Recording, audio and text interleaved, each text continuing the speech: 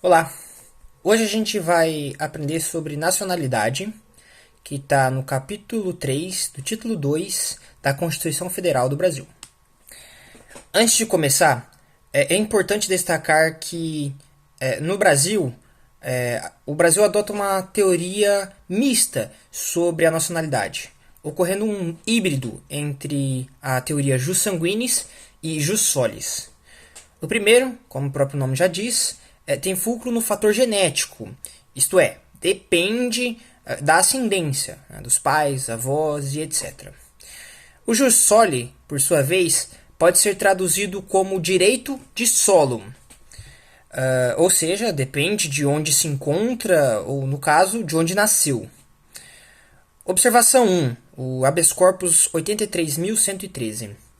As hipóteses de outorga da nacionalidade brasileira, quer se trata de nacionalidade primária ou originária, da qual emana a condição de brasileiro nato, quer se cuide de nacionalidade secundária ou derivada, da qual resulta o status de brasileiro naturalizado, decorrem exclusivamente, em função de sua natureza mesma, do texto constitucional, pois a questão de nacionalidade traduz matéria que se sujeita unicamente quanto à sua definição ao poder soberano dos estados do Estado brasileiro.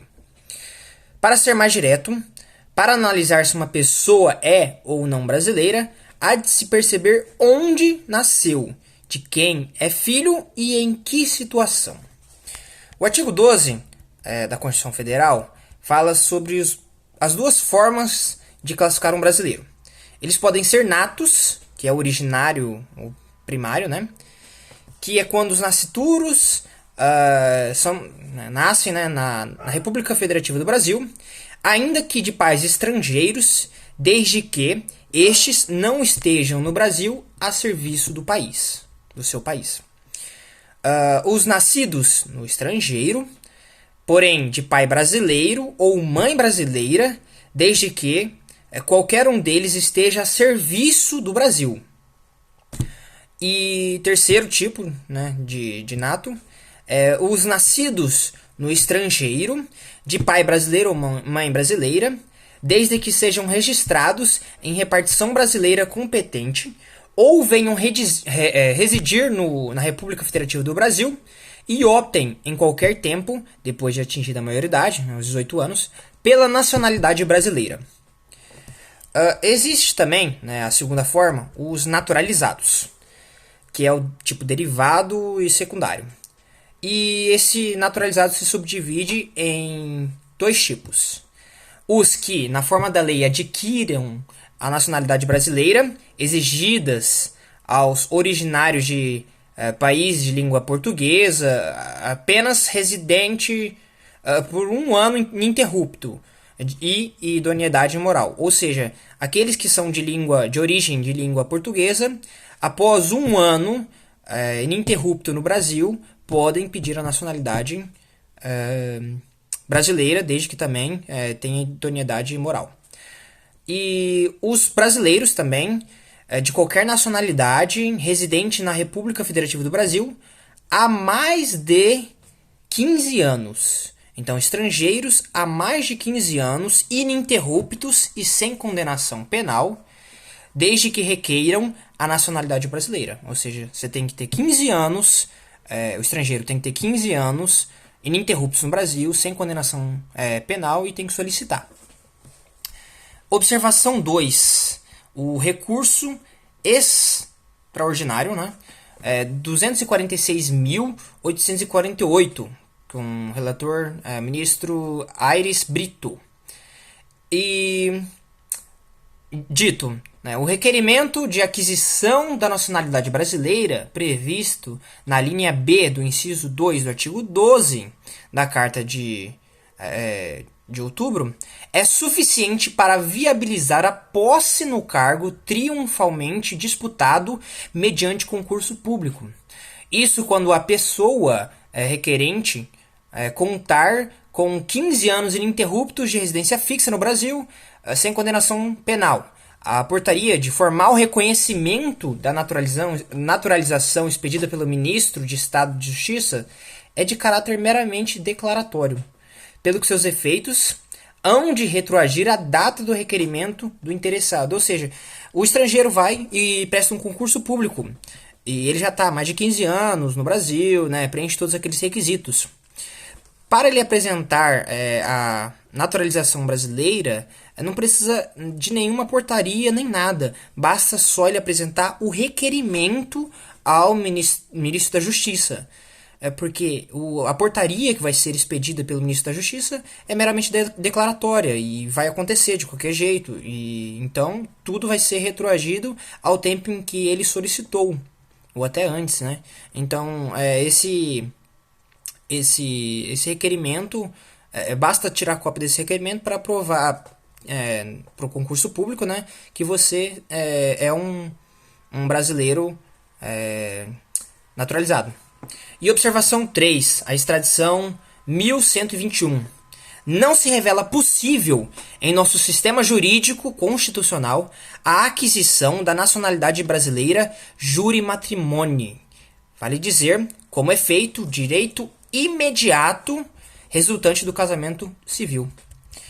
Ou seja, né, não existe a naturalização brasileira apenas pelo matrimônio.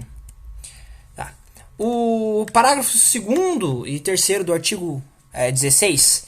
Os brasileiros, independente de natos ou naturalizados, não terão caráter distintivo por lei, senão pela Constituição. A própria Constituição elenca 7 cargos privativos de brasileiros natos, que é o presidente e vice-presidente da República, o presidente da Câmara dos Deputados, o presidente do Senado, o presidente do STF, carreira diplomática, oficial das Forças Armadas e ministro de Estado de Defesa. O parágrafo 4º do artigo 16 é o decreto de perda da nacionalidade. O decreto 3.453 de 2000 delega a competência para a lavratura deste decreto para o ministro da Justiça. Pode ser decretada de 2 formas. Sua naturalização tiver sido cancelada por sentença judicial em virtude de atividade nociva ao interesse nacional.